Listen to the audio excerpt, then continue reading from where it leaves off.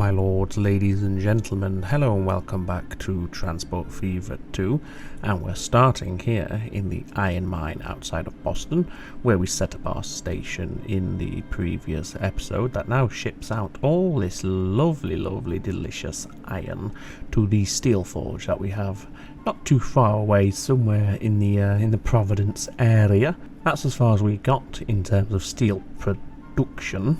We still need to supply some coal. The forge has all the iron they could ever possibly want, but there's not much they can do with it apart from pile it up outside their window and look at it, which is no use to man nor beast.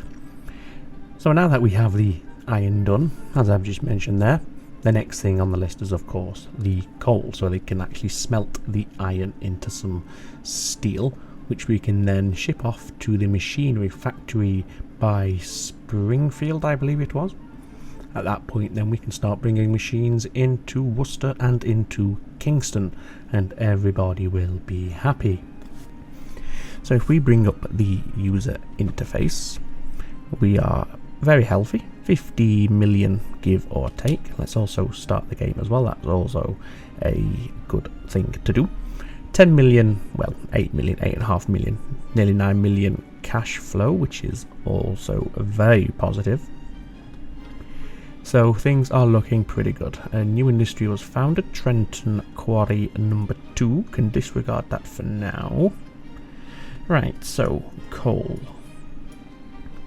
So we have this mine here, technically in Providence, I suppose, yes it would be. And we need to get it over to here. Now we have two options that I can see for this. The first is to have it come this way over the passenger line here, the Amtrak, and then in from the south, or we could go around the top and potentially link into this line, and then our coal and iron trains would share the line coming in from the north into the forge.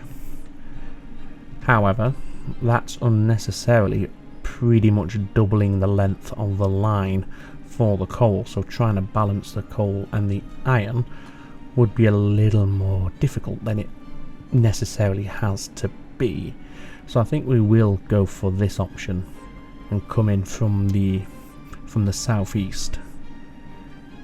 The problem we have with that is we have to cross the Amtrak, which we'd have to do anyway, but it does run us perilously close to the city of Providence. Now luckily our residential area is over here, so the freight noise shouldn't be too much of a problem. As we can see, oh no, these are commercial buildings, I thought these were residential. I was going to say we did have a few stragglers, but we don't, so he can completely ignore what I just said and we can carry on. So let's get a start, shall we? So we want a cargo station, and we're going to have the usual setup of 320 meters. I'm going to double track this because it just makes it that little bit easier when it comes to putting in your diamonds and merging your double tracks together. Obviously at the iron mine we only had a single track, if you remember. Even though we do have double track here, we're not going to be having multiple trains down here. It will just be the one that is heading to the forge. This is just to make it look a little bit neater and tidier. So we're going to do our usual setup here with our straight run for the diamond. If we can get to 50, well a little bit over is fine, 53, then we're all going to be laughing all the way to the bank, so we're good there. Now we need to cross the passenger line, this Amtrak line, so we do need to consider perhaps raising our line up just a touch so we have enough height to get a bridge constructed over the passenger line. So if we do something like that, we're gaining elevation, but we're not gaining it too aggressively that it should cause a hindrance to our locomotives. And let's see here. Right, so we're still, if we go perfectly straight, would that be enough? It's gonna be, no, that's gonna be too low, so we do want to keep pushing this upwards. In fact, what I'm tempted to do is if I can get that straight. There goes one of our passenger trains now. If I get that like that, just as a marker, and then using the M and N tool, give myself a stepped or a raised bit of track like that, and see, now we can use this track here so we know where we want our bridge to be. So we can construct the bridge first and then lay the tracks down second. And I think that will work okay. That is straight. Or it's as straight as it needs to be. Oh, we have the 10-wheeler. That could probably replace the locos that we have. I think we have the Jupiters and the Leviathans on the Amtrak service, so we might swap those out for the 10-wheelers in a moment. But for now we need to focus on getting this bridge constructed. Let's go for a red girder bridge this time. It looks a bit rusty. And yeah, if we now have a double track like that, what we can do is this track here that we put down as a marker, we can get rid of it. And hopefully from here we can do a direct connection in, and if we can have a bridge or an embankment, we might have to just do that. They're gonna grumble, as we can see, but it's only a temporary measure while we construct these tracks, and that way we don't have an excessively long bridge, and then at a later date or between episodes we can do a bit of blending work on this. Right, so let's reconnect this road for them before they, you know, get too upset with us. So let's see, could we do something like that? Yeah, it's got all this gravelly, shingly style terrain, but we can manually paint all that back to normal with the grass paint tool after the fact, so that's not a problem. And then if we curve that in there, just take that back just a touch more because it's a bit close, and bring that in like that, and then we'll get that paint tool, and we want is it grass light green? Yeah, it is. And then just where it's gone all gravelly, just repaint it back to grass so it just doesn't look as obvious, shall we say. Just like that. There we go. Wonderful, wonderful, wonderful. And then what the heck, while we're here, we may as well just do a bit of the smoothing works just to blend all this back together. That has gone all sorts of wrong. Oh dear, oh dear. Well, could we do this and then try doing a bit of smoothing? Oh god, don't go too close to that. Yep, okay, we've made a right mess of this, haven't we? Well, I say we. I take full responsibility because I'm the one clicking the things and just making it go ghastly. Right, if we can just get rid of that last little bit. Right, that's it, that's it. Don't touch that anymore. Just do this bit here, and we'll pretend that that's what we wanted to achieve, which it's not. Oh, he's done it again. He's absolutely gone and done it again. Can't help himself. Just made a complete hash of this.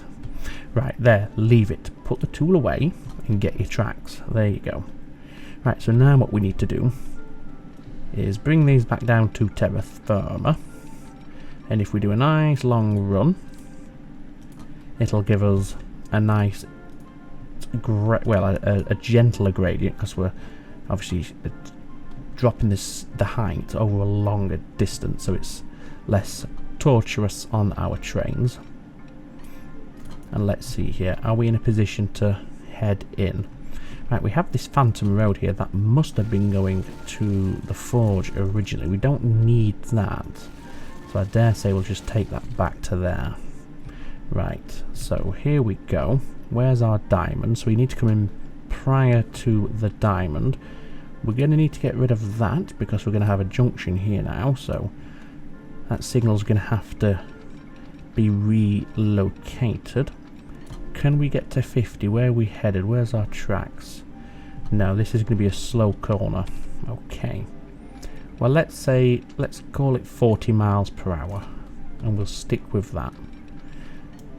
There we go. Let's see. How does it look? Oh, it looks a bit rubbish from that angle, that bit there, do you see? It just doesn't look right, so I'm just going to do that again and hopefully not make quite as much of a mess out of it this time. Let's see, how is that? It's sometimes hard to tell when you've got this blue overlay on it, but I think we want to bring it up a little, not like that, that's just crazy.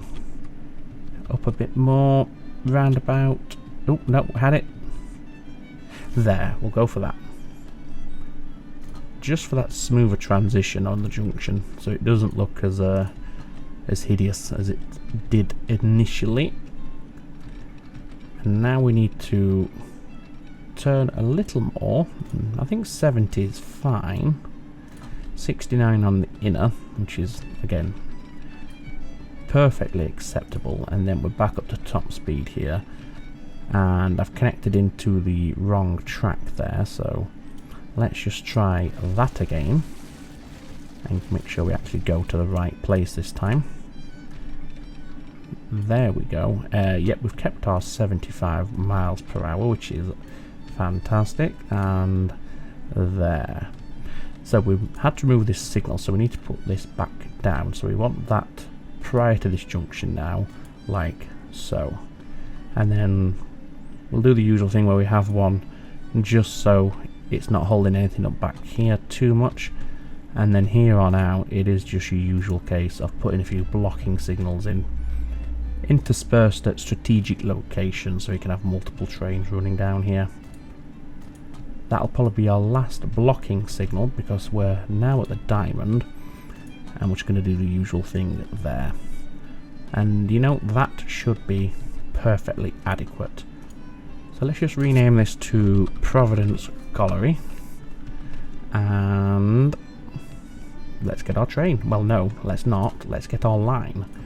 So we want a new line. We're going from the colliery to the forge. We want black because we're hauling coal, and we'll do the usual shenanigans here nice and quickly, like that, and we'll give it a name.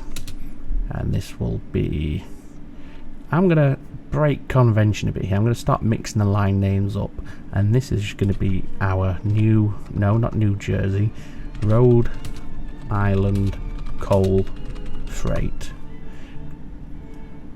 There we go.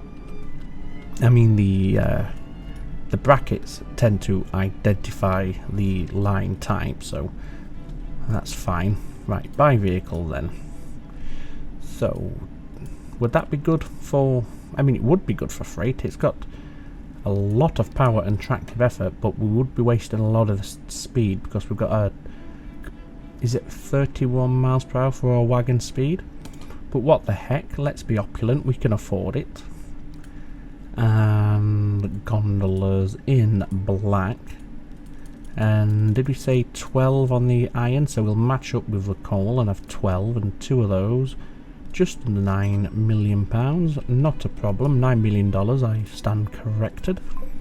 And away they come. Now, I did mention the possibility of having the 10-wheelers run on the Amtrak, so let's just have a look here. So what are we running at the moment? So we actually got the Virginia and Truckies on here. Okay, interesting. I thought we had the Jupiters or the Leviathans, clearly not. Right, so if we now drop to the 10-wheeler, as we can see, we're still 15 miles per hour. In fact, it looks a bit substandard. There's very, very little in that. Very little. I think we'll stick to what we've got then. We'll stick to the Virginia and Truckee. I gave that loco a bit of a disservice. I just assumed the 10-wheeler would be a standout improvement, but it isn't necessarily the case. So don't broke what ain't fixed. Yeah, that's the expression. Try that one again. Don't fix what ain't broke. Worcester's still obviously struggling to decide if or if not they want to eat, and that was some of the best English I have ever said. If or if not they want to eat. Not quite. Regardless, we press on. So we don't have the coal here yet, as we can see. The trains have got to get down here. Let's give them a chance, but it's coming. So feasibly we could now set up the steel run, couldn't we? What line are you going on to? Well, that's fine. What colour do we want? Should we have that darkish sort of grey? And do we want... In fact, we can stable these on this line because there's nothing else coming in here. Our coal comes in here, and because the junction, the signal for the junction is behind this, so to speak, our trains can happily wait here. There's no other places for them to wait up here, if you follow me. So we don't need to worry about adding stabling tracks for this. Where's our machinery factory? Here you are, Springfield Machinery. Right, so we can go ahead and do our usual setup here, because as we've just seen, it's not going to impact anything else. So Providence Forge to Springfield Machinery. And we are going to call this one, what shall we go for here? I'm just going to go for Rhode Island Steel Freight, because we're originating in Rhode Island, Providence. We could have gone for Connecticut. I think I determined that Springfield, Connecticut. We could go for Springfield Steel Freight, or Springfield in Mass. I don't know. Yeah, but we could have gone for whichever the destination state is. But instead, I've gone for the origin. So Rhode Island Steel Freight it is. There we go. Now we should have coal here. We do. The trains obviously is going to take them a couple of minutes. In fact, I think this is our first one on its way now, and in fact this is our first look at the 10-wheeler. So let's just go ahead and admire this, because it is a lovely looking train. Very, very nice indeed. ICRR. I don't know. Idaho and something railroad. Who knows? I don't know. Somebody will know. If you do know, let me know. Haha. Right. We need a train to get ready for our steel run. So let's go ahead and buy one of those. Again, let's go for the 10-wheeler. Why the heck wouldn't we? And we want cargo, and we want the flat car with the side stakes, as we can see. There's the steel. And shall we start with 10? And shall we go for 2? It's decent ratings. Yeah, let's go for that. Didn't colour it in, but we could colour it the entirety like this, and then we get to see what it looks like in a custom livery, which is always interesting.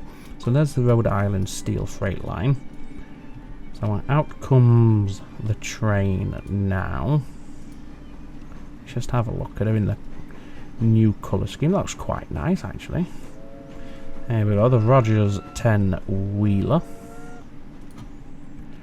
So now we have, eventually anyway, the steel coming up here. So we've just seen a few moments ago Worcester umming and ahhing about whether it wants this food or not. So I'm going to go ahead and say that our food line isn't very profitable. Let's see, where would you be? You're going to be somewhere. Have I gone past it? I don't know where that is. We do have a train on there, don't we? Oh, here it is. No, you're not very profitable at all, are you?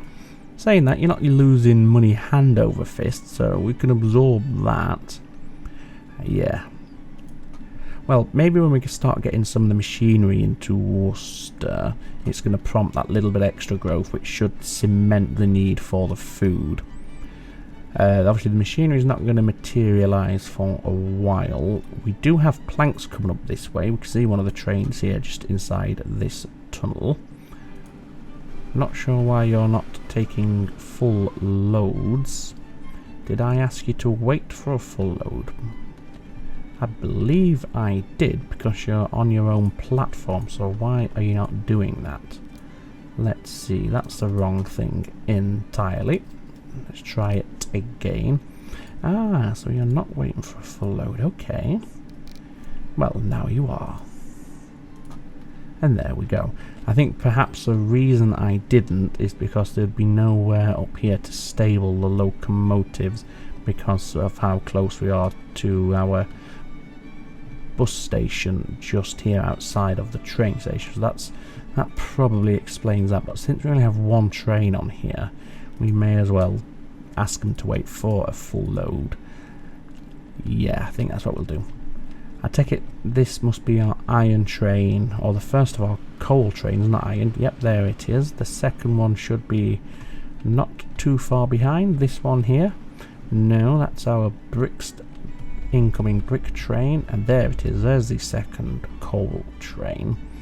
Just heading down now, which says to me our steel train. We have one thereof just there, and there's the second one, looking rather splendid in its grey steel coloured coating.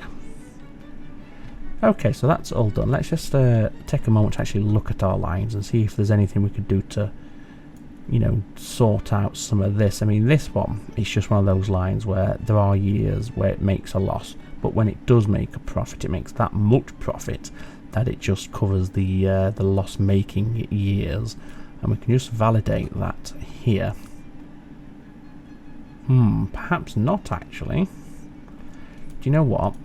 Maybe we need an extra train on here, or maybe. Well, I think we'll go for a fourth train anyway. Oh god, we did not want that many. I only wanted to do one, not all three. So let's just sell the last two.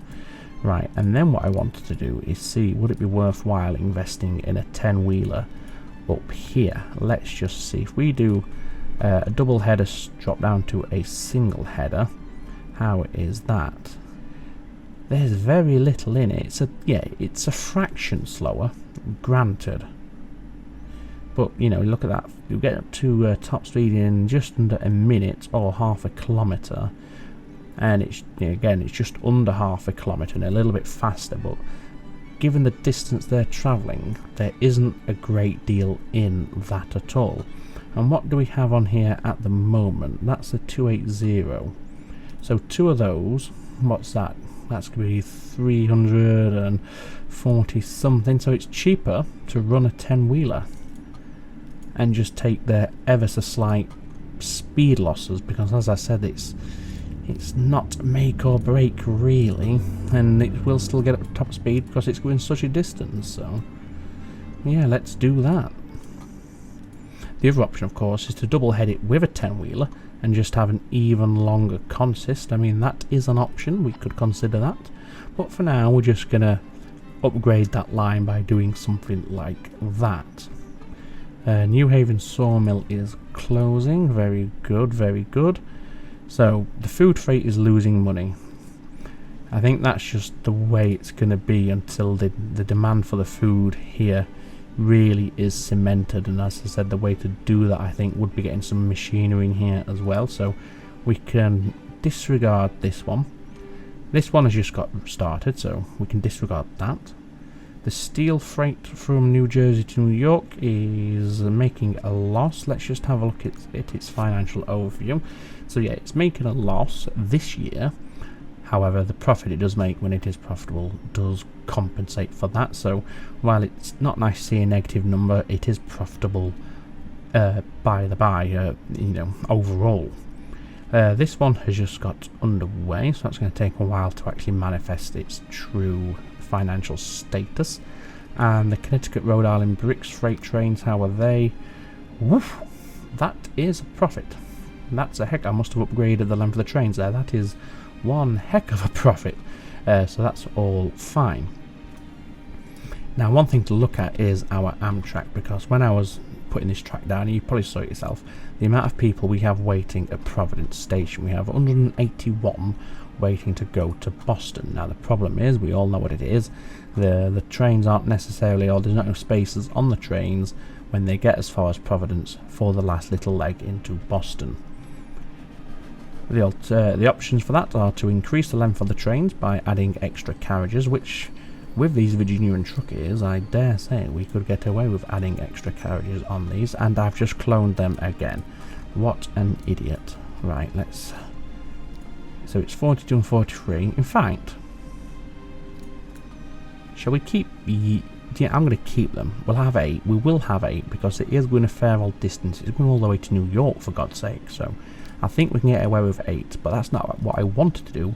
What I wanted to do was come here and look about expanding the length of the train. Right, so let's see. If we double it, what does that do for our speed? Oh, it does drop it quite considerably. It's an extra 500 meters to get to Totsi. What about just the one extra carriage then? 106 plays 86. So even adding a single carriage does make a fair old difference. I think we're just going to have to leave it as it is for now until we get a clearly more, you know, a locomotive that has. There's a big difference between the current one and the new one, because as you saw with the 10-wheel, there wasn't that much in it. So yeah, we need something quite a bit more, you know, substantially more powerful than we have available. And at that point, then we can look at going ahead and increasing the amount of carriages we have running on this service. As you saw, for now, what we've just done is increase the amount of trains from, was it 6 to 8? I think it was. The Massachusetts line, the metro, is doing pretty well. I do need to rename that. I did see a relatively suitable name before when I was looking at the Amtrak line, but I've forgotten it, so I'm going to have to go back and check what that was. I do believe there is a line that goes from Buster. Just mix the two if you want, that's fine. No, it goes from Boston to Worcester. And I believe it had its own like unique name, so I'm gonna have to dig that out and go ahead and include it in the here, like we did for the Amtrak Aquila Express. That's the one. Again, apologies if that's not the correct pronunciation. And that Worcester again, still not sure whether they want to have some bread or not, but what the heck. Yeah, these are making us money at least. These, or they should be, the grain freight trains. Yeah, they're fine. So even if we're not making a profit on the food, at least we're making a decent profit getting the wheat over here to make the food, which Worcester really doesn't know if it wants to eat or not. And see, the problem is every time it drops the demand for the cargo, this doesn't see the need to produce any because it's got nowhere for it to take on this line. So I think what I'm tempted to do is actually, even though you've only got 4, I'm going to send you on your way. Yeah. All our trains are now going where they need to go. We can see our coal train here. Has that made a delivery? No, it hasn't. But this one has picked up here, as we can see, and is heading back with a full load. So we'll just rush the time through a little bit, because I want to see how much this is going to make per delivery and try and get a rough feel for the varying throughputs and rates for the coal and the iron, and see if we need to make any changes. I'm not going to try and get them, you know, exactly aligned, but as long as they're ballpark, then that's fine. We have the Klondike ferry or ship, which is of no interest to us at this point in time, but perhaps in the future. So let's see here. First of all, what sort of profit are you going to make for us? Let's have a look. Just under 950,000, that's fine. So you're going to be a profitable line. And then what we wanted to check as well was the approximate throughputs from the iron and the coal, and try and get them roughly balanced, if not exactly balanced. So here we go. Yeah, I mean, maybe a scooch more on the coal would be in order. It's obviously because coming ever so slightly longer journey, even though we've already got increased train lengths, as we can see, 12 versus 10. But then again, once the second train makes delivery and the two trains do space themselves out, maybe this will fall into line a little more neatly, but we shall see, we shall see. The main thing is it's going to make us money, and I dare say the steel is going to make us money as well. And then all we have to do then is get the machinery from there into the city of Worcester, which shouldn't be too arduous. We have a rather large station here already, and I think the platform we would end up using is likely to be... Well, see, this is it now, because we've got quite a lot going on here and we're very restricted down here, and we could start having things getting blocked in. So at some point it's probably worthwhile looking at having the fuel freight train bypass Worcester entirely and then relink up somewhere down here, but that's all for the future. But yes, back to the machinery. In terms of where it's going to come in, I mean, we could have it on 3, because if we are going to bypass the fuel, then we're not going to worry about the unloading of the machinery slowing down a returning fuel train on its way back to New York and New Jersey. So yeah, I think we'd go for 3 and then find a way to just reroute the fuel. I mean, what we could do is we could bring the fuel off up here, temporarily have it run alongside the passenger line here, cross over the passenger line, and then come back down into the freight line on this corner perhaps, and then it would cut out this station entirely, and I think that would be a lot better. The only things we have picking up here are the planks which are heading off to Boston, and the planks here, but we've only got one train on that, so that shouldn't cause any issues. But we're going to have to bear that in mind if we ever do increase the amount of trains we have on that line, that there is the possibility that the trains are going to hold each other up. Although saying that, our raw materials are coming in via the road network, so a train waiting here isn't going to have any impact on how soon the logs are coming through. So I think we'll get away with it. I think we're going to be fine. Oh, we've got our first batches of steel being produced, and I do believe one of our trains should be arriving imminently, and indeed here she comes, and she got clearance ahead of the coal train. As we can see, she's made her way through nicely. Right, I think that's enough for today. As I explained in the comment on the previous episode, these are all being recorded in the midst of a bit of a heat wave here in the UK, and it's rather uncomfortable and warm.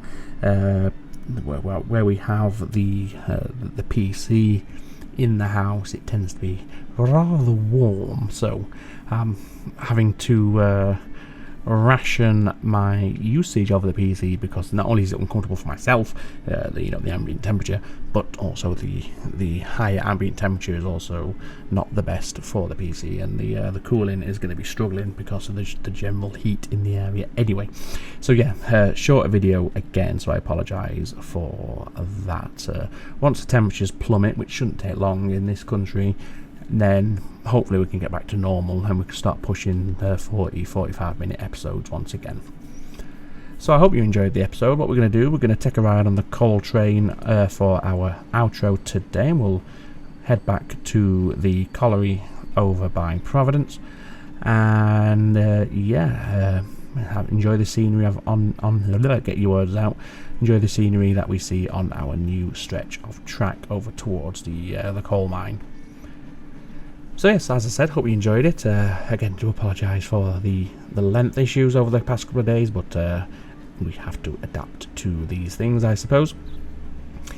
If you did enjoy it, please do consider leaving a thumbs up there on the video. It really does help, and it also gives me that warm fuzzy feeling inside as well.